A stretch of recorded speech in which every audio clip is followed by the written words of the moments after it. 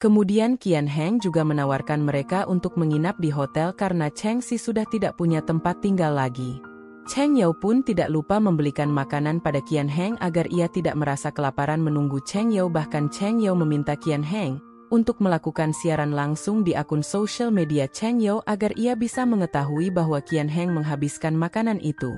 Cheng Yao juga sempat memberitahu Qian Heng jika ia harus mengganti kata sandi agar siaran langsung tersebut hanya bisa dilihat oleh Cheng Yao. Kemudian ketika Cheng Yao pergi untuk mengurus keperluan Cheng Si di hotel, Qian Heng benar-benar menuruti permintaan Cheng Yao, hanya saja ia lupa mengganti kata sandi. Akhirnya siaran langsung itu dilihat oleh banyak orang. Para karyawan Qian Heng juga menjadi terkejut melihat siaran langsung tersebut dan mereka segera memberitahu Cheng Yao. Mengetahui hal tersebut membuat Cheng Yao menjadi sangat terkejut, namun saat Cheng Yao kembali ke mobil ia malah mendapati bosnya itu yang sudah tertidur. Akhirnya Cheng Yao melihat kembali siaran langsung yang dilakukan Qian Heng. Tak disangka Cheng Yao menertawai tingkah lucu Qian Heng. Cheng Yao juga terus memandangi ketampanan Qian Heng, bahkan Cheng Yao dengan berani menyentuh wajah ganteng atasannya itu sampai membuat Qian Heng terbangun, lalu mereka pun pulang bersama. Sesampainya di rumah, Qian Heng terus saja menolak tawaran Cheng Yao yang ingin memasakkan makanan untuk dirinya, maka dari itu Cheng Yao hanya membuat makanan untuk dirinya sendiri. Ia juga sengaja menggoda Qian Heng agar ia ingin memakan makanan tersebut. Tak disangka usaha Cheng Yao pun berhasil, tetapi Cheng Yao malah menjahili Qian Heng dengan tidak membagi makanan itu sama sekali. Di hari berikutnya Qian Heng dan Cheng Yao pergi bekerja bersama, namun selama di perjalanan Cheng Yao malah sarapan seorang diri tanpa membagi makanan sarapan itu pada Qian Heng. Cheng Yao juga meminta Qian Heng untuk menurunkan dirinya sebelum sampai di perusahaan sebab ia tidak mau para karyawan mengetahui kebersamaan mereka. Akhirnya Qian Heng pun menuruti permintaan Cheng Yao. Kemudian saat Cheng Yao sudah berada di perusahaan, ia dihubungi oleh Ting dan mengatakan bahwa ia ingin bercerai dari suaminya dan akan berusaha memperjuangkan aset sebanyak mungkin. Ia pun meminta Cheng Yao untuk menjadi pengacaranya karena hanya Cheng Yao lah yang bisa memahami dan bisa ia percaya. Lalu Cheng Yao langsung menemui Qian Heng untuk memberitahukan hal tersebut, namun Qian Heng keberatan jika Cheng Yao menangani kasus Ting sebab ia mengkhawatirkan kondisi Cheng Yao, tetapi Cheng Yao tetap berusaha meyakinkan dan membujuk bosnya itu. Beruntung usaha Cheng Yao berhasil dan ia menjadi sangat bahagia karena Qian Heng juga bersedia untuk membantu Cheng Yao. Keesokan harinya ibu Qian Heng menemui Cheng Yao di perusahaan.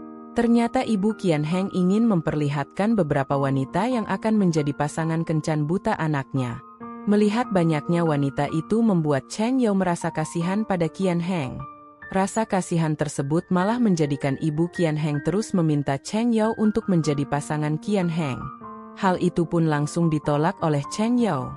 Cheng Yao juga sengaja menjelekkan Qian Heng di hadapan ibunya sendiri agar mereka berdua terlihat tidak cocok sama sekali, namun tak disangka Qian Heng malah mendengar semua yang Cheng Yao katakan. Kemudian Qian Heng langsung meminta penjelasan dari Cheng Yao, tetapi apa yang Cheng Yao jelaskan malah membuat Qian Heng menjadi sangat marah sebab Cheng Yao memperlihatkan bahwa ia memang tidak memiliki perasaan apapun pada bosnya itu. Akhirnya Qian Heng meminta agar Cheng Yao sadar akan posisinya yang hanya seorang karyawan yang harus fokus pada pekerjaannya, bukan malah mencampuri urusan pribadinya. Ia pun langsung mengusir Cheng Yao dari ruangannya. Amarah Qian Heng benar-benar membuat Cheng Yao merasa sangat sedih, bahkan sampai ketika Cheng Yao pulang ke rumah ia terus saja mengingat kenangan buruk dan kenangan indah saat bersama Qian Heng. Cheng Yao juga semakin yakin bahwa hayalannya bisa bersama Qian Heng tidak akan mungkin terwujud, namun Cheng Yao tetap memasak makanan untuk Qian Heng sebagai bentuk permintaan maafnya. Sementara itu Qian Heng yang masih berada di perusahaan terus saja memikirkan kenangan bersama Cheng Yao, tetapi ia terlihat kecewa dengan perkataan Cheng Yao yang menjelekkan dirinya. Hal tersebut membuat Qian Heng memutuskan untuk pindah dari rumah Cheng Yao. Tak berselang lama Qian Heng pun pulang ke rumah. Kali ini Qian Heng memberitahu Cheng Yao tentang dirinya yang akan segera pindah, tetapi Cheng Yao malah terlihat biasa saja dan tidak menahannya. Hal itu membuat Qian Heng semakin merasa kesal. Lalu Qian Heng menghubungi Wu Jun untuk meminta pendapatnya, padahal Wu Jun sedang tidak enak badan. Awalnya Wu Jun terpaksa menuruti Qian Heng, namun Qian Heng malah membuat Wu Jun menjadi sangat marah padanya sebab Qian Heng yang tidak memiliki rasa kasihan pada sahabatnya sendiri.